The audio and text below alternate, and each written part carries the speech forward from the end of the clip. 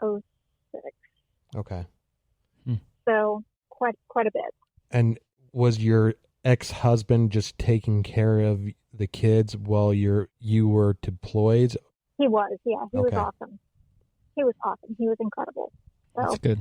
yeah, he got remarried, and his wife was wonderful. Is wonderful. They're still married, and they took care of the kids and just did a beautiful job. Kids were happy, and so we came home, and that was great. So let's talk about the deployments.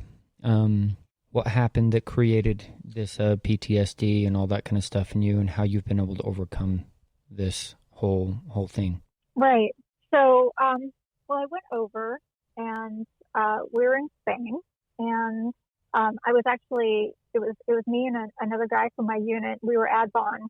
So we went over, we deployed just a few people at a time. We were going over to get things set up for the rest of our team to come.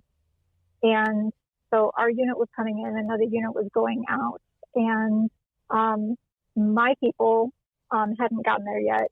And it was the evening that Spain had won the World Cup. And so everybody was out celebrating, and everybody was in downtown Sevilla. And so the people from the other unit said, who wants to go out to dinner? And I don't drink. Yeah. And so I said, yeah, I'll go out to dinner. They said we needed a designated driver. Okay. So I said, sure, I'll go out to dinner. Mm-hmm. I don't drink. I'll BD everybody.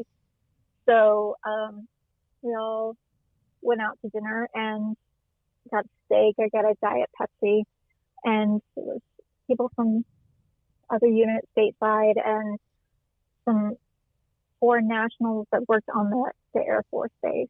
And we're probably about an hour into dinner, and I started getting violently ill, and I just assumed it was food poisoning. Okay. Mm-hmm. So I just said to a couple of the people that I had been working with, because my friend that was from my unit wasn't with us. He was working at the base, so there wasn't anybody that I really knew. I said, I need to get back to the base. And there was one other person who hadn't been drinking, and I said, I need to get back to the base. And somebody called me a cab. This was about 35 miles.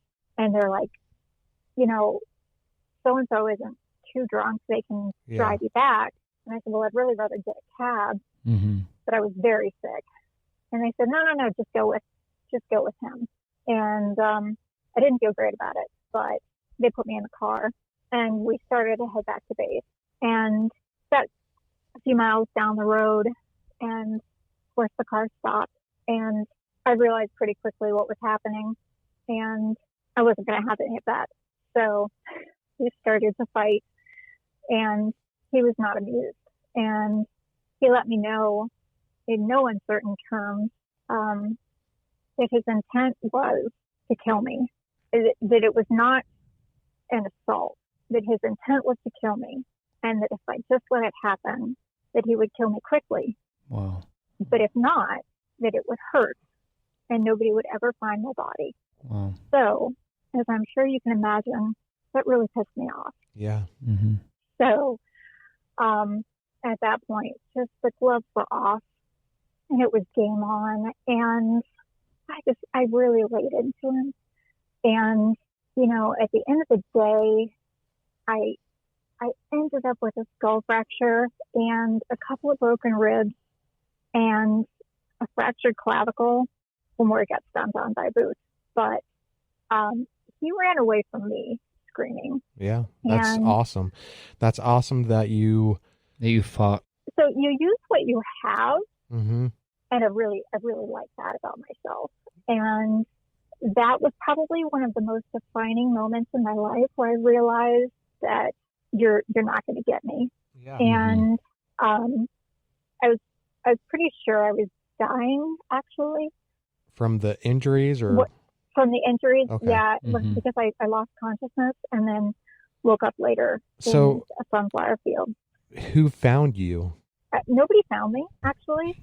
I lost consciousness, came to later, and then walked myself back to base. Wow. And it was I did the math when I went back to kind of make peace with the situation, and it was 26 miles. I managed to walk with my injuries back to base. Wow. So it was a rough day at the office,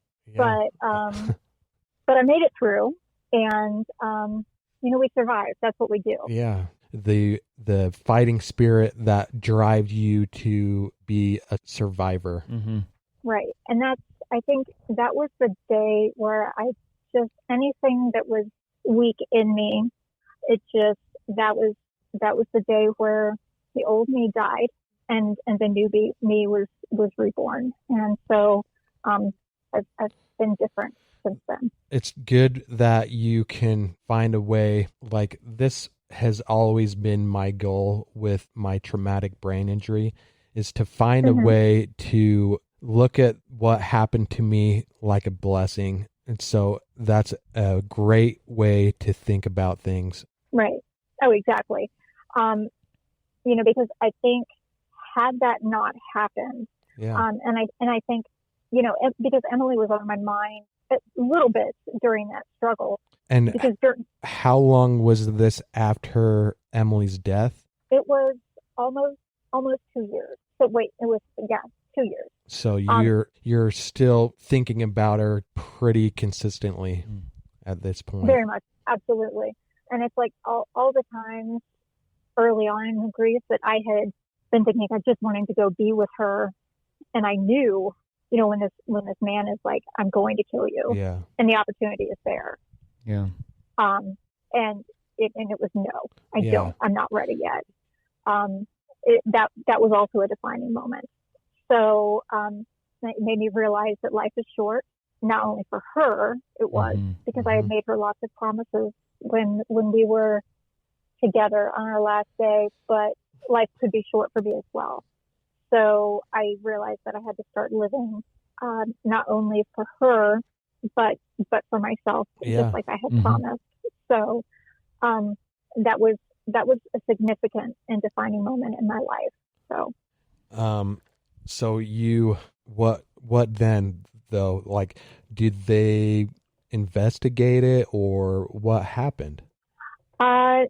No, they did not investigate. I immediately went to my chain of command, and I told him what happened, and he told me that he heard this shit from girls like me all the time, and he called it buyer's remorse. And I said, but sir, he told me he was going to kill me.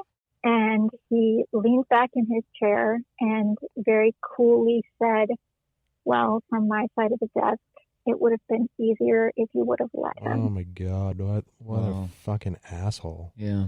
Yeah. And then he said, is there anything you want to officially report to me today, or did you just come in to wish me a good afternoon? Wow. And so at that point, I left the office and didn't speak about it again until after I retired from the military. Yeah. Wow. That's just amazing, because just think about how many times this happens to other girls. Right. And that's what's significant, because in speaking to other women in the military, I don't know one woman that I served with who has not been sexually harassed or assaulted. Not one. Yeah. So the numbers are overwhelming, and people aren't aware of that. Which is why he responded that way. You're the higher chain of command, because he's like, this happens all the time, so why are you even complaining? Right. Exactly. So it's just something that it's something that's respected, and it's something that's pushed under the rug, and as evidenced by Vanessa Gigan. Yeah. It's still happening, and her voice needs to be heard. Yeah. So we can't stay silent. Right. So that was the basis for my PTSD. It wasn't anything, that happened in a combat zone or any significant having to do with my job. It was entirely based on that. Yeah, but that's something that I feel like could be really, really hard to come back from, especially since it wasn't dealt with in a way that you received any type of justice. Yeah. Wow. I Well, it's could not see. it's not something you sign up for. It's not something you ever train for. It's Yeah, not right. part Yeah. of the contract.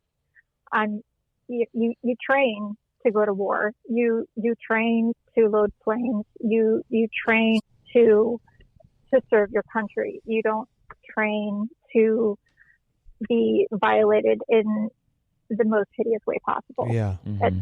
It's not part of the deal. You train to give up your life. You don't train to give up your dignity. Mm-hmm. And that's significant. And so, yeah, I think there's something to be said for that. Mm-hmm. Yeah.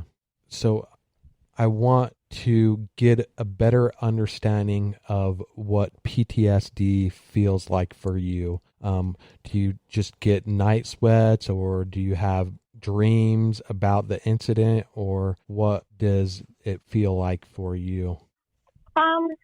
This is where it gets tricky. So it's not so much night sweats and things. It's dreams. The nightmares. I'm on medication for dream suppression. Mm. It helps, but nothing stops it completely.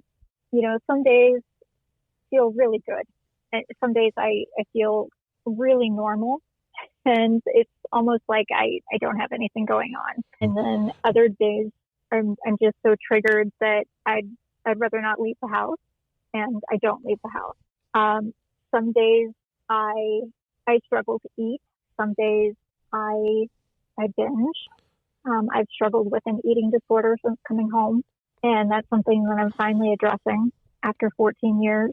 So that's been significant in my life over the course of the last year. I'm down 100 pounds, which is really good for me. You just said on the question I had you answer, it was like being a prisoner in your own mind. Mm. It is. There are just things that you can't escape. One of the things that I find myself trying to do is running away. Keeping busy is an act of avoidance. Yeah. I kept myself busy as a caregiver for my husband. I was married again a second time for 10 years. So I was a caregiver for him full time. I didn't work outside the home. And now we're going through a divorce. I worked multiple jobs. I never had just one job. I worked multiple jobs, and just kind of do those things. I would run away to try to create a situation in which I didn't have to focus on my own reality. So if that was taking a weekend trip, or if that was going away for a week or two to try to get away from whatever situation was triggering me, I would do that. Yeah.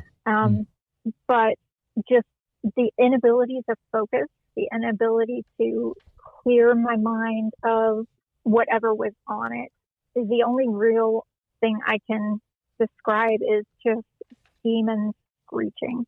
Mm-hmm. That's PTSD. It's just demons in your head screeching, and you can be sitting there in silence, and you just can't get rid of them. I imagine, I don't know if I have PTSD or not from my brain injury, but I imagine what that feels like to have your head never being able to stop talking to you. I imagine that's why you say keeping busy is the best medicine. Yeah. Right, because you just have to be constantly doing something. Otherwise, they just won't quit. They just won't quit talking. So for me, I started running, and just over Mother's Day this past couple of months ago, it was one of my worst days. It was the anniversary of the assault. It was my first year without my mother and my biological mother.